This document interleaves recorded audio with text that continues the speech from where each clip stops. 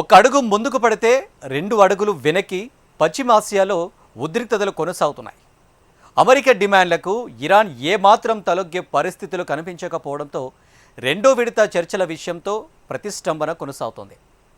అధ్యక్షుడు ట్రంప్ మొండి పట్టుదలపై ఇరాన్ తీవ్ర ఆగ్రహంతో ఉంది. హర్ముజ్ జలసంధిలో ఇరాన్ చౌకపై అమెరికా జరిపిన దాడి, భారత్ నౌకలపై ఇరాన్ జరిపిన దాడులు కలకలం రేపుతున్నాయి.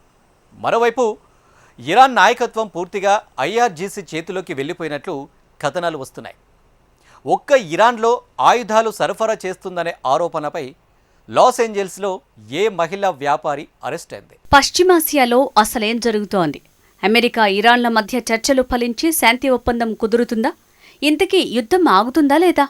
ఇలా ముగింపు లేని ప్రశ్నలు, ట్విస్టుల మీద ట్విస్టులు కొనసాగుతున్నాయి. అనూహ్య నాటకీయ పరిణామాలు చోటు చేసుకుంటున్నాయి.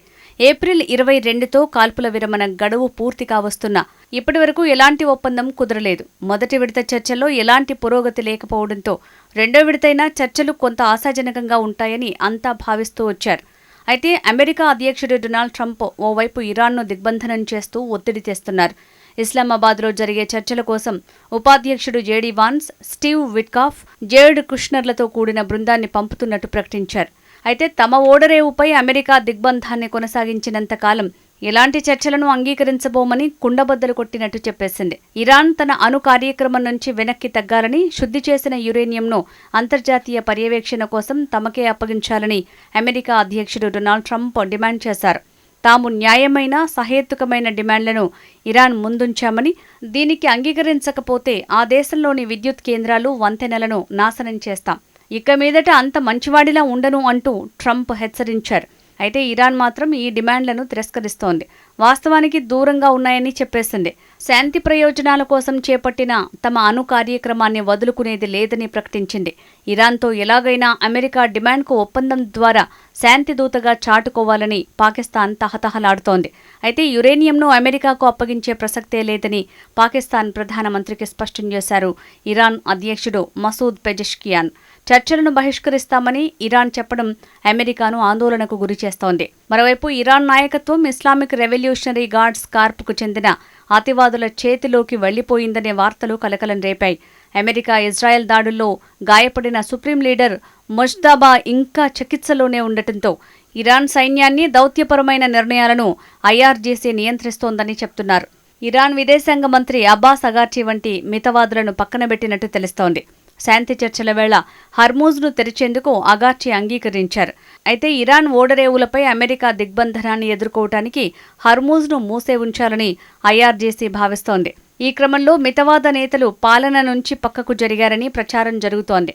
ప్రస్తుతం IRGC major general Ahmad Vahid, అతడి సన్నిహితులు కీలక పదవులను నిర్వహిస్తున్నట్టు చెప్తున్నారు. అహ్మద్ వహీద్కు Supreme National Security Council secretary Mohammad Bagher నుంచి మద్దతు లభించిందని వార్తలొస్తున్నాయి. అమెరికా, ఇరాన్ మధ్య మరోసారి ఉద్రిక్తతలు తలెత్తేందుకు తాజాగా హార్మూజ్ జలసంధిలో జరిగిన ఘటన కారణమైంది. గల్ఫ్ ఆఫ్ ఓమన్ ప్రాంతంలో ఇరాన్ పతాకంతో ప్రయాణిస్తున్న తౌస్కా అనే వాణిజ్య నౌకపై అమెరికా దళాలు కాల్పులు జరిపి స్వాధీనం చేసుకున్నాయి. ఈ విషయాన్ని అమెరికా అధ్యక్షుడు డొనాల్డ్ ట్రంప్ ధృవీకరించారు. ఇరాన్ పతాకంతో వెళ్తున్న 900 అడుగుల పొడవున్న రవాణా నౌక తౌస్కా అమెరికా నౌకాదళ దిగ్బంధాన్ని దాటుకుని వెళ్లాలనుకుంది. దీన్ని అమెరికా నౌకాదళ విధ్వంసక నౌక హెచ్చరికలతో అడ్డుకోబోయింది. ఇరాన్ నావికులు దారికి రాకపోవడంతో దాని ఇంజిన్ రూంపై కాల్పులు జరిపి ఆపారు అని ప్రకటించారు ట్రంప్. ఓ నౌక ఇరాన్ పోర్టు వైపు ప్రయాణించడంతోనే సీజ్ చేశామని అమెరికా సెంట్రల్ కమాండ్ తెలిపింది. ఈ ఘటనపై ఇరాన్ తీవ్రంగా స్పందించింది. అమెరికా యుద్ధ నౌకలపైకి డ్రోన్లను ప్రయోగించినట్లు ఐఆర్జీసీ దళం ప్రకటించింది. అమెరికా నౌకలను తరిమేశామని, ఈ చర్యలు సాయుధ నౌకలంటూ అభివర్ణించింది. అంతకుముందు హర్మూజ్ జలసంధి ద్వారా వెళ్తున్న 2 భారత వాణిజ్య నౌకలపై ఐఆర్జీసీకి చెందిన గన్ బోట్లు కాల్పులు జరపడం కలకలం రేపింది. 2 మిలియన్ బ్యారెళ్ల ముడి చమురును తీసుకొస్తున్న ఈ నౌకల మీద భారత పతాకాలు ఉన్నప్పటికీ ఐఆర్జీసీకి చెందిన గన్ బోట్లు కాల్పులు జరిపాయి. దీంతో ఆ రెండింటినీ వెనక్కి మళ్లించారు. ఈ ఘటనపై భారత ప్రభుత్వం తీవ్రంగా స్పందించింది. భారత నౌకలు సురక్షితంగా వెళ్లేందుకు భద్రత కల్పిస్తామని హామీ ఇచ్చినా ఇందుకు విరుద్ధంగా ఇరాన్ కోస్ట్ గార్డ్ కాల్పులు జరపటాన్ని ప్రశ్నించింది. భారత్లోని ఇరాన్ రాయబారిని పిలిపించి నిరసన వ్యక్తం చేసింది. అంతర్జాతీయ నిబంధనలకు విరుద్ధంగా జరిగిన ఈ ఉదంతంపై తమ ఆందోళనను ఇరాన్ ప్రభుత్వానికి తక్షణమే తెలియజేయాలని భారత అధికారులు కోరారు. వాణిజ్య నౌకాయానం, నావికుల భద్రతకు తాము అత్యంత ప్రాధాన్యమిస్తామని ఈ సందర్భంగా భారత్ స్పష్టం చేసింది. మరోవైపు హర్మూజ్ జలసంధిలో ఉద్రిక్తతలు యథాతథంగా కొనసాగుతున్నాయి. వందలాది నౌకలు ఎక్కడికక్కడ నిలిచిపోయాయి.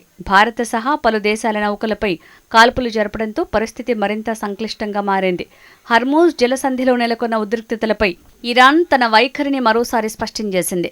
హర్మూజ్లో నౌకల భద్రత ఉచితం కాదని ఇరాన్ ఉపాధ్యక్షుడు మొహమ్మద్ రెజా ఆరిఫ్ వెల్లడించారు. ఇరాన్ చమురు ఎగుమతులపై ఆంక్షలు విధిస్తూ ప్రపంచ దేశాలు తమ నౌకల భద్రతను ఉచితంగా ఆశించడం కుదరదని స్పష్టం చేశారు ఆయన. తమ చమురు ఎగుమతులపై ఉన్న ఆర్థిక, సైనిక ఒత్తిడిని తొలగిస్తేనే ప్రపంచ చమురు ధరలు అదుపులోకి వస్తాయని తెలిపారు. అమెరికా చేస్తోన్న నౌకాదళ దిగ్బంధనం కొనసాగినంతకాలం హర్మూజ్ జలసంధిలో సరఫరా పునరుద్ధరణ కష్టమని మొహమ్మద్ తేల్చి చెప్పారు. ఇప్పుడు ప్రపంచం ముందు రెండే దారులున్నాయన్నారు. అందరికీ స్వేచ్ఛాయుత చమురు మార్కెట్ ఉండాలి, లేదంటే భారీ మూల్యాన్ని చెల్లించుకోవటానికి సిద్ధపడాలన్నారు.